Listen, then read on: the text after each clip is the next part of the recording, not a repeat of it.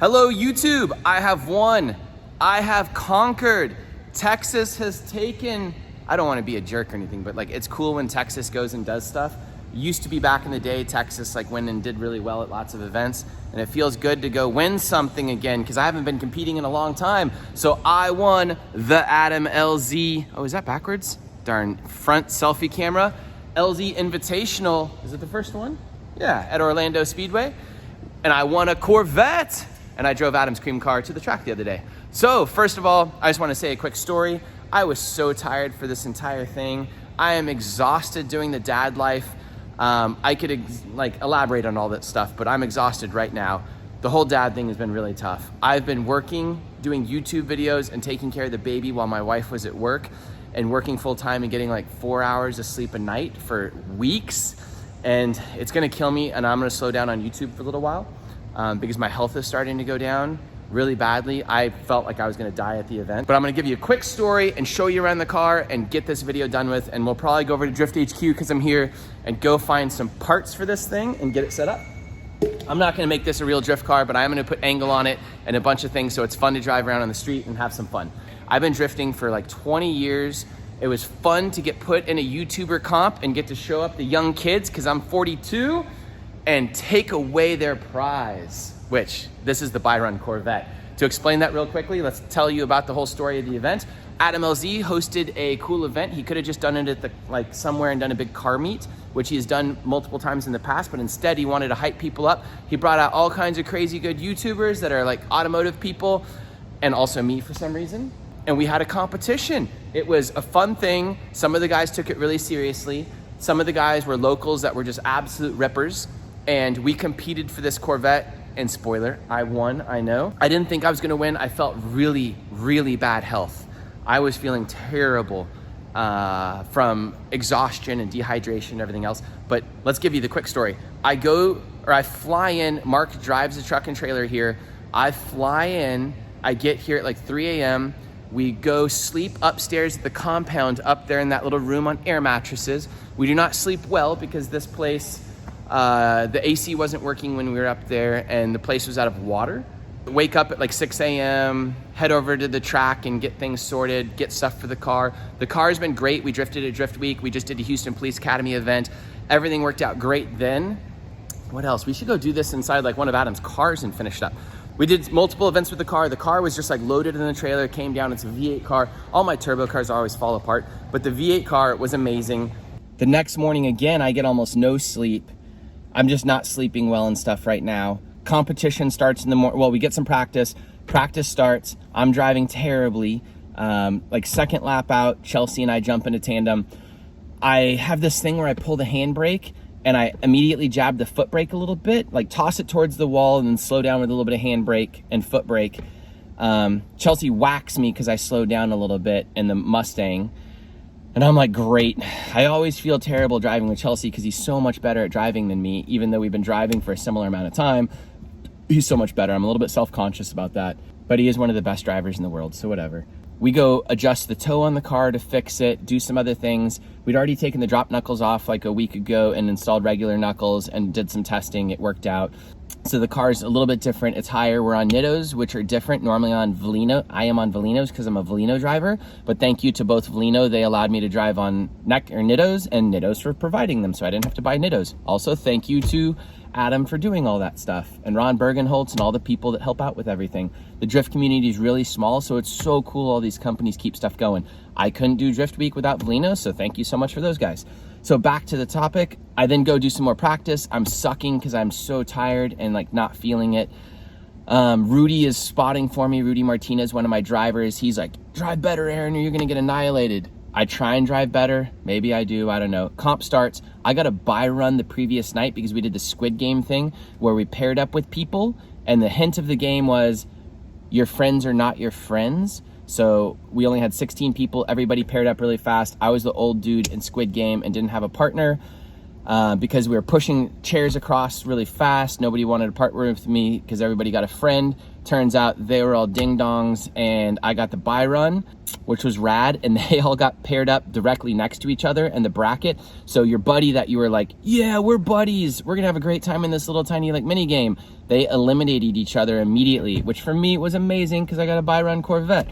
So also I'm a smart ass, so sorry about all this stuff if it offends you. So my first run was a buy run. Then I got either Colette or Hert. Colette and Hert went against each other. Colette was having car problems. She tested 2 different cars. She ended up going with her Corvette. Hert had some car problems, but his car absolutely ripped, which was a Texas speed engine, like LS3 with like 500 horsepower or something. It sounded absolutely amazing, E46. Thing ripped. I was up against that. Hert's a great driver. He drove better than I'd even seen him, which meant I was in big trouble, but we won more time, and then I beat Hert, which was awesome driving against Hert. Hert's a cool dude, and it's always fun to be around Hert because he's always such like a hype man. He makes you feel good about yourself.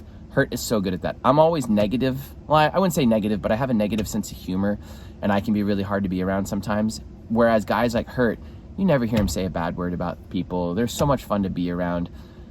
So I really enjoyed that battle, and I've known Hert for more than a decade. So most of these guys that are the old school guys like Chelsea and everybody else I have as well, whereas a lot of these YouTubers are all new. So I feel old around them. So anyways, we jump forward because I've now eliminated Hert, and now I have to go against Matt Ginge, who everybody thought was going to win in his 350Z. He's one of Matt's buddies. He has a DE 350Z with a 75 nitrous shot, wise fab, and absolutely rips. I go against him. I one more time him. Both of us drive amazing. I win somehow. I got lucky. I did make a mistake. I could explain it. Maybe I'll cut something in here. Basically, when we did this little manji at the end of the track, I dove on the inside a little bit and didn't follow him in a big arc. I kind of just didn't think about it, and he went wide and I did not, but luckily I win. I go up against then the person in the final bout, which is 1 and 2, and then that is Marco. And he's driving a turbo 1J IS300. Well, I hope it's turbo, or else a 1J would really suck. And he goes to warm up his tires, and his crank pulley falls off. And I'm like, I just won by default, and I'm so excited. So I go up to the announcing podium. I'm like, yeah! And they're like, no, Aaron, we're not giving it to you that easy. So they give him another car. They give him Matt's car, the 350Z with the nitrous, which the car rips. And the OSW track is so small, it's literally the perfect car there probably. So they put him in that, but he hasn't had a bunch of practice time in it that I know of. And I outdrive him a little bit because he's in a borrowed car, and I got really lucky. So we call the Corvette the buy-run Corvette because I didn't have to battle as much. I got lucky, and then in the final battle, when I would have had to go against the boss man in his car, I got lucky, and that's that. But luck doesn't matter when you win a Corvette. I would rather be lucky and win the Corvette than drive my heart out and get beat. That's a fact. Cool. All right, so now that we've said that, let's show you the car a little bit. I'll get back out of Adam's car. Adam's like, what are you doing in my car in this video? As if he actually watches my videos, though. Thank you very much for the Corvette. I thought you wanted to film a clip with the Corvette. No, this is it. You said let's film it really fast. We can go to the Corvette. No, let's make a good clip. No, this is the whole clip. I want to go talk about the car. Thank you. Okay, let's go. Here's your new Corvette. 2007 LS2. I think it has. Yeah. Is there anything that you could have bought that was cooler? Like give away one of your own cars? Like give me the cream car, the green car. My logic with it is, of all the drivers here, I knew that this would either make an excellent street car if someone wanted like a fun street car, or an excellent drift car if they wanted to take it down that route. Right? I didn't want to give not a liability, but like something that's going to cost someone money. Like if I gave someone an S13, you know, they're just going to end up dumping a bunch of money into it. It's going to probably be broken already and like have issues. Where this was the coolest stock car I felt like I could get for under 20 grand. If I could have gotten a GZX 100, I would have 100% chosen that. But I couldn't get one. Like 15 grand was my budget, and this is 2 grand over. I've already spent a couple grand on it. The car? Yeah. Really? Shipping it, parts, because I've already arranged shipping and everything else. I would love to drive it home, but I have a baby to get to. Yeah, makes sense. Well, no, you did a killer job. I hope you host another one of those. I'd love to come back and win another car. Hopefully. I'm going to be like, can I have an S15 this time? Yeah. No, maybe. if I do this again, people are gonna be knifing me. Yeah. At the end of the award, like everybody was so nice and everything, and then like as soon as I won, everybody's like they're driving down the highway, flipping me off and stuff. Hey, you deserved it. You drove really well. I feel like I could have seen a little bit more exciting driving from you, like a little bit more door-to-door action, but you played it smart and you were there and you didn't risk it, and that's what won. Yeah, and I also did not feel well. No, yeah. There was we almost weren't gonna let you drive. I know, it was bad. I kept telling, I was like, don't tell him I'm throwing up in the porta potty. Yeah. But yeah, I mean, anyways. Okay, and I'm glad you won. I was super dehydrated. Well, thank you so much. Hey, what's the plans You're with killing it. Oh, so I'm buying stuff over at Drift HQ right now. Hey. Can I get a discount code? Sure. Okay. I'm buying. I give you a fucking car, bro. I'm buying a handbrake for it, a seat, a steering wheel hub, and then BC will hook up coilovers probably. Did you see the new handbrake setup that we have in the rental car? The handbrake You plate have that like we have? 6 rental cars. No, the Corvette. No, let's go see it. It's way better than the one that everyone else does, like in the cup holder. That's You'll love exactly it. what I love is the cup holder. No, way better. Okay, we'll go look at it real quick. Let's go. Thank you.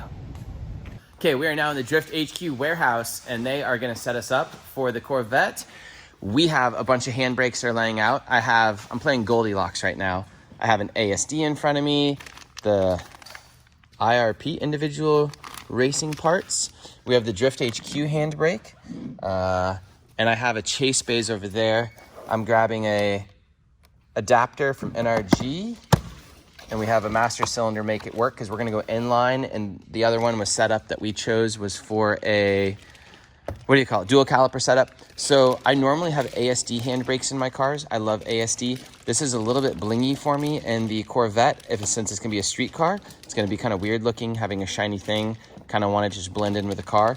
The other problem I have with these handbrakes, which is not a big deal because I'm not going to drift this car much, is like in the Mustang, I would literally cut my hand on these things, and I would need to, we're not going to use that, Mark. Okay. Yeah, they're going to send me another one. We would literally cut my hand, and I would have to tape this up or wear a glove or put a bicycle grip over this because it looks really smooth, but after a ton of pulling on it, you'll have like blisters and stuff on your hands. But mostly it just comes down to I want a clean look. I really like the look of this one. However, the way we're gonna mount it, and this thing is super sturdy, I really like it. The way we're gonna mount it, this might interfere with the center console stuff. So we want this to lay a little bit flatter, but I actually like this one a lot.